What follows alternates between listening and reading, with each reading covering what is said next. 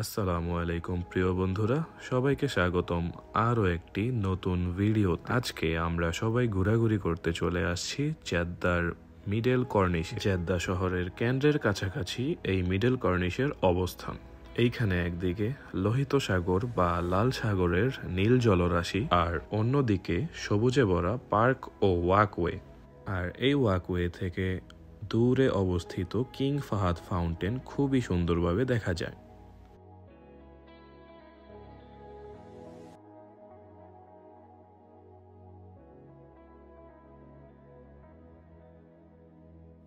এই হচ্ছে king Fahad fountain. এইটাকে পৃথিবীর সবচেয়ে উঁচু ফোয়ারাও বলা হয়।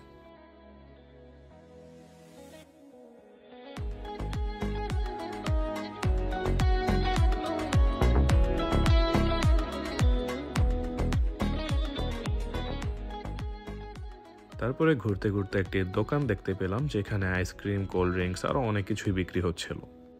এরপরে আমরাও আমাদের জন্য আইসক্রিম নিয়ে নিই। তারপরে খানিকটা সামনে আগানোর পরপরই দেখতে পেলাম সেই অদূরে অবস্থিত জেদ্দা পোর্ট। তারপরে আমরা সবাই এখানেই হাঁটাহাঁটি করছিলাম এবং চারপাশটা ঘুরে ঘুরে দেখছিলাম। তবে এখান থেকে সবচেয়ে সুন্দর ভিউই ছিল কিং ফাহাদ ফাউন্টেন। আর এই ওয়াকওয়েটা দিয়ে হাঁটার সময় জেদ্দাতে যে পরিমাণের গরম তা একটু অনুভব হচ্ছিল না, কারণ এখানে প্রচন্ড পরিমাণের বাতাস ছিল, আর বাতাসও কিছুটা ঠান্ডা ছিল।